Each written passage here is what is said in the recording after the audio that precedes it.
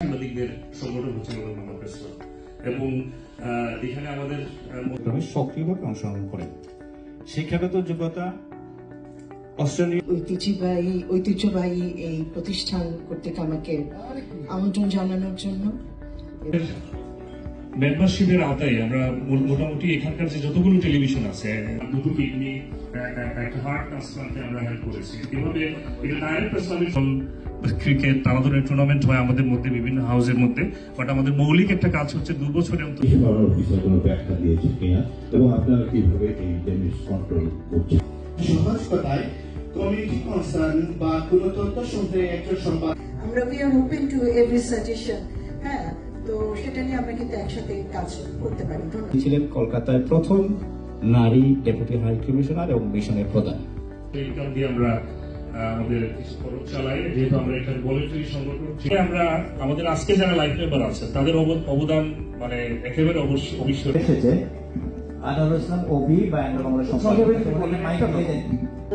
একটা উদাহরণ দিই। এই কয়েকদিন আগে আপনি হয়তো জেনে থাকবেন, সোয়াস ইউনিভার্সিটি অফ লন্ডন আর বাংলাদেশের ব্র্যাক ইউনিভার্সিটি তারা কিন্তু একটা চুক্তি স্বাক্ষর করেছে, যাতে করে বাংলাদেশের স্টুডেন্টরা যারা পিএইচডি প্রোগ্রামে ডেভেলপমেন্ট স্টাডিজে তারা প্রায় 5-6 বছর আগে ব্রিটেনের, এটা তো আপনারা জানেন একেবারে অস্বপ্রবাসী বাংলাদেশিদের প্রতি জবাবদিহিতার অবস্থান কি? পূর্বের ব্যবস্থা থেকে নতুন ব্যবস্থাপনা ও মানসিকতায় কোন বাহ্যিক পরিবর্তন তো আমরা লক্ষ্য করছি না। এলবিবিসির অনেকগুলো কার্যক্রম আছে, মূলত আমাদের ব্রিটিশ বাংলাদেশি সাংবাদিকদের মধ্যে যারা এখানকার বাংলাভাষী সাংবাদিক আছে, আপনারা জানেন এখানকার মিনিস্ট্রিও আমাদের এখন লন্ডন থেকে অ্যাপ্লিকেশন করা যায়, যেটা আমি নিজেও করেছিলাম।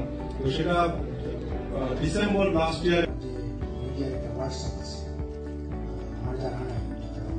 কিন্তু শিডিউল কনফ্লিক্টের কারণে সেটা হয়নি।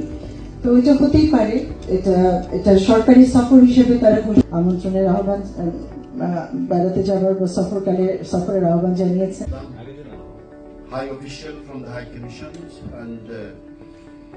তারা কিন্তু একটা পলিসি নিয়েছে যে যারা গ্রাজুয়েশন কমপ্লিট করবে তাদেরকে কিভাবে রেখে দেওয়া যায়।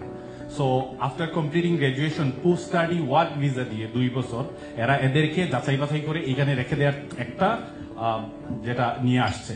এবারে আমি অনুরোধ করছি ইউকেবিসিসিআর চেয়ারম্যান বিশিষ্ট ব্যবসায়ী জনাব মোহাম্মদ ওবিকে